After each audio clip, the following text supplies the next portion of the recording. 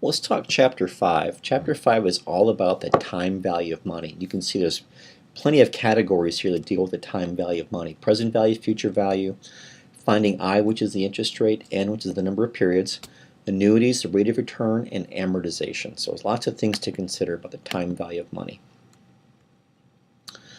One way to kind of help you understand timeline or time value of money is to use timelines, which shows the timing of cash flows. And tick marks symbolize the end of a period, and that period could be a year, a month, a quarter, whatever you want it to be. And you can just see then we have an interest rate, the number of periods, CF is cash flow, 0 is today, and then 1 is the next period, 2, 3, 4, however many periods we want. So for example, if we want to know what is the value of a $100 lump sum due in 2 years, or what's a excuse me, 3-year ordinary annuity, what will that be worth in so many years? I stands for the interest rate, and the number of periods is down here. You can have an uneven cash flow stream where you can see we've got a negative number now, and then you can see 3 different numbers, not the same numbers, but different numbers in future periods.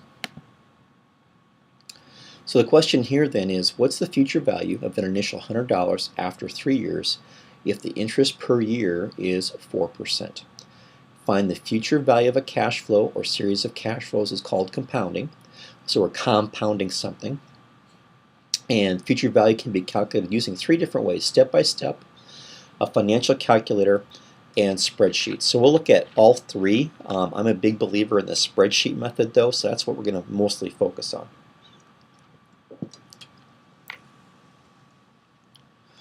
So here's a step-by-step, and I'm just showing this to you just so you are aware of it. Kind of just shows you the mechanics of how this is done behind the scenes. So we're going to go use Excel more, but this kind of just shows you behind the scenes. This is what Excel's doing, you know. So, but you can see that we're taking present value of and multiplying it by 1 plus I, so that's 4%. So 1.04. So clearly, after 1 year. My investment after sitting there at 4% for a year on $100 is $4. After 2 years, it's 100 times 1.04 to the second power. After 3 years, it's 100 times 1.04 to the third power, and so on. And then we can use a formula if we wanted to use a formula approach. The future value equals the present value times 1 plus I to the nth power. And this is not an algebra class, so we're not going to do it that way. The other way to do it is to use a financial calculator, which many of you may have. If you don't go out and buy one, because you should have Excel, because as a USF student, you have free access to Excel, and I've got a spreadsheet that'll do this for us. So, solving for a future value, calculator, and Excel methods. If I'm using a financial calculator, I just have my inputs. So a financial calculator has these orange keys on it. I would enter 3, then the N key, 4, then the I/YR key, negative 100, and the PV key, 0, then my payment key. I hit FV and I would get the output of 112.49. Okay, that's what I would get. Or I can use Excel, and this formula is Excel. So there's a future value formula in Excel, and it has all the inputs. So I just could tell Excel certain cells have the data for the rate, the number of periods, the payment, the present value, and the type. Okay, and I've already got those built for you. I'll show you those in a separate video. Present value works the same way. That previous example was future value. Let's do the same thing for present value. What's the present value of $100 due in 3 years if the interest rate per year is 4%? So find the present value of a cash flow or series of cash flows is called discounting. The present value shows the value of cash flows in terms of today's purchasing power. Okay, so basically the timeline is we've got $100 in 3 years at 4%. What's the value of that today? In other words, what would have to be set aside today that would earn 4% and be worth $100 in 3 years? So the formula method is right here. It's to plug in the numbers. 100 divided by 1.04 to the third power is 8890. I could use my calculator approach and get this, or plug in an Excel formula and get the answer that way. I can also solve for what I don't know. And as you do some of the problems in Aplia, you'll be doing it from a number of perspectives. You'll be computing present values and future values. You'll be solving for I, solving for n, doing it lots of ways. And as long as I know everything else, I can solve for what I don't know, just as it is for most math problems. So what's the annual rate of interest that what's the annual interest rate, I should say, that would cause $100 to grow to $119 in 3 years. So basically, if I just know I want to take $100, invest it, and I want it to grow to 119.1 in 3 years, I need to know what interest rate will get me there. And so again, I can solve for that using my financial calculator. The last key that I would hit then is my I/YR key, because that would give me the output once I've entered everything else. Or I use the rate formula in Excel. NPER is the number of periods, PMT is the payment, PV is the present value, FV is the future value, type, and guess. And we'll look at that part just a little bit closer in a bit. So I can solve for n. I can solve for the number of periods, kind of the same thing, only in Excel I can use the NPER formula, number of periods. Rate, payment, present value, future value, and type are the inputs for that. Or use my financial calculator.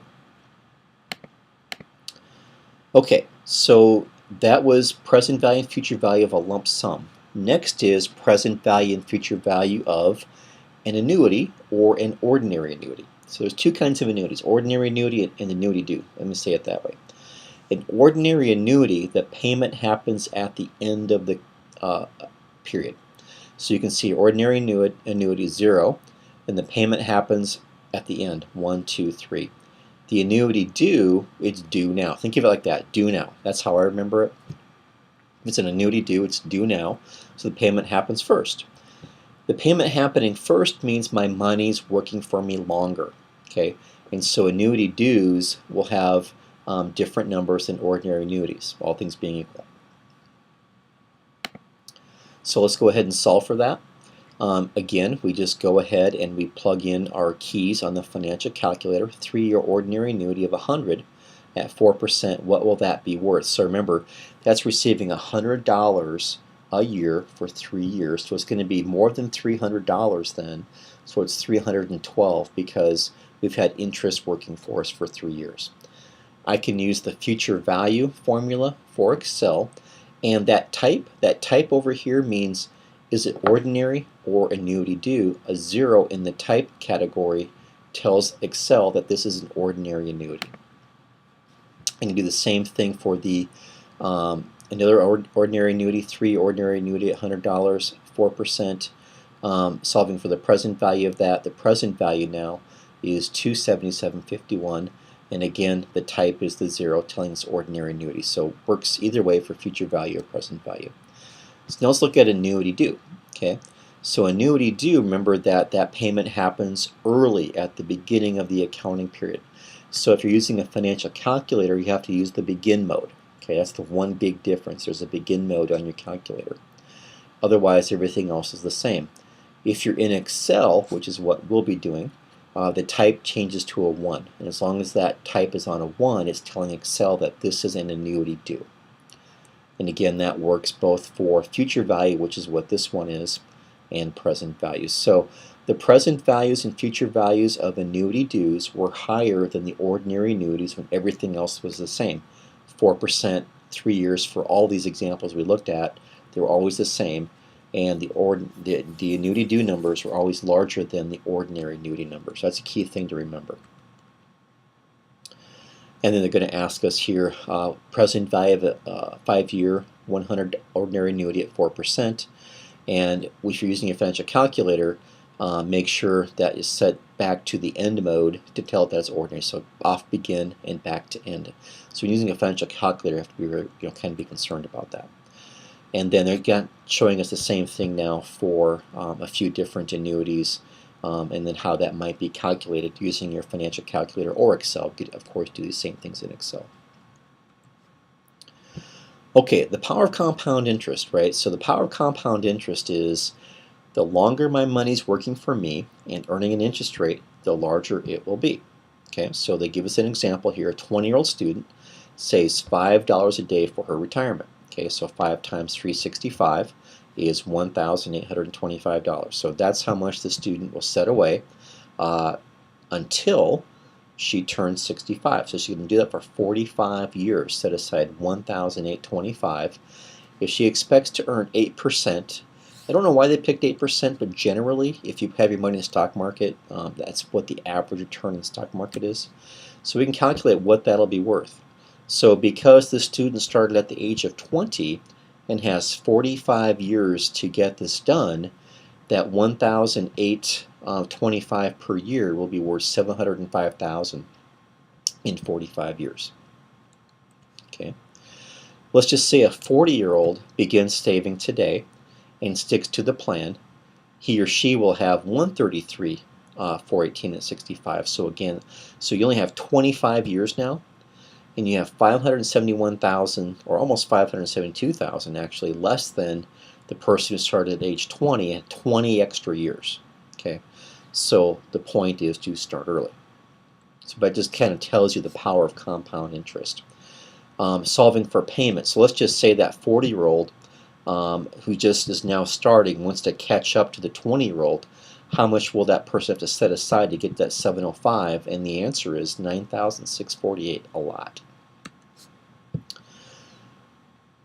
Present value of an uneven cash flow stream is more difficult to compute because you have to do each calculation separately.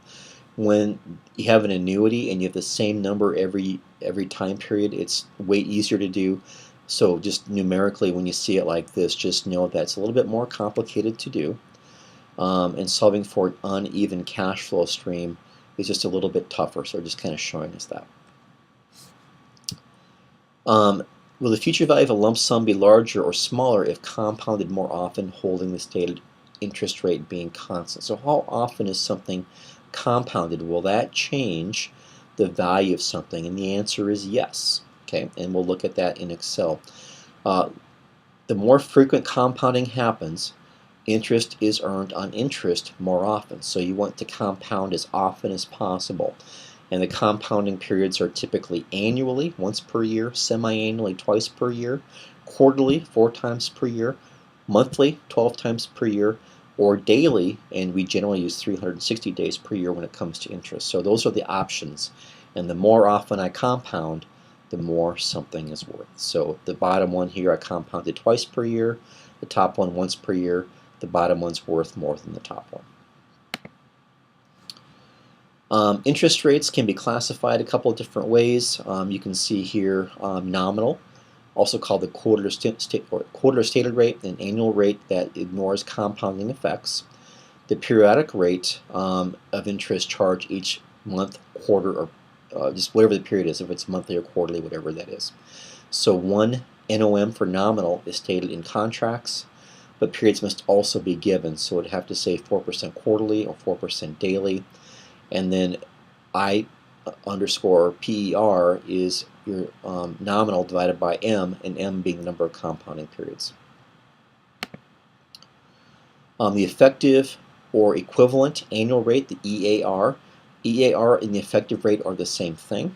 It's the annual rate of interest actually being earned considering compounding, right? So a 4% annual compounding with the effective and the stated would be the same, but once you begin to compound semi-annually, the effective rate now becomes 4.04. So it's a little bit higher now.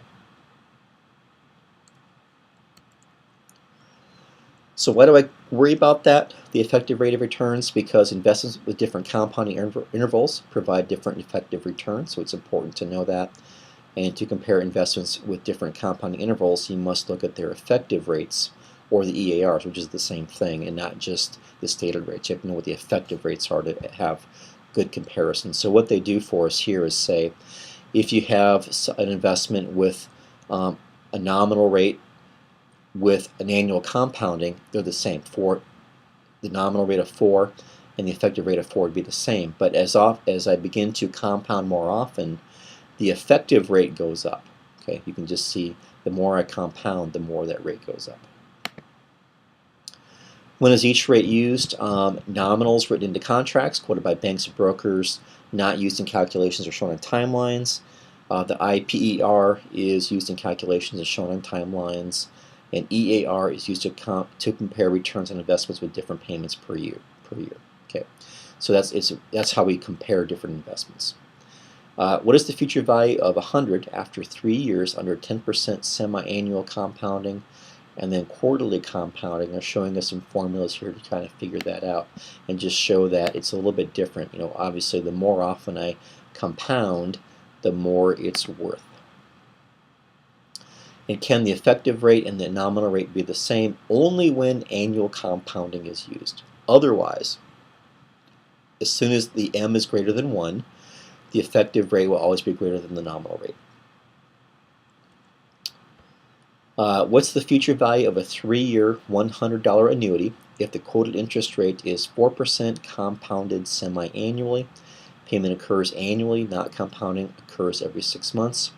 Can I use normal annuity valuation techniques? So I got to do it a little bit differently. And so what I do is I compound each cash flow separately. Basically, what will each one be worth? And using a timeline helps us do that. And I can see here I've got now a sum of 3, 12, 28 by doing it separately. So that was a timeline approach. Or I can use my calculator, or I can use Excel, and I can use Excel then to give me the future value based on some of the numbers that I came up with. Okay.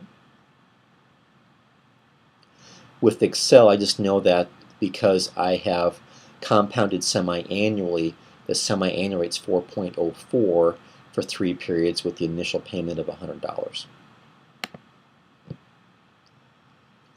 Says here, find the present value of a 3-year ordinary annuity. Again, when it's compounded semi-annually, I just have to make sure I'm using the proper interest rate, right? That's the key here. I can't use 4, I have to use the 4.04, which you can see down here in the Excel formula also. Loan amortization, so the present value concepts are helpful when it comes to building an amortization table for a loan. Mortgages, car loans, business loans, all use these techniques, so it's very possible that many of you have a mortgage or a car loan and you saw a printout for every payment you make, how much of your payment goes to principal versus interest throughout the lifetime of your loan. And the way it starts is the early payments are primarily interest and the later payments are primarily principal.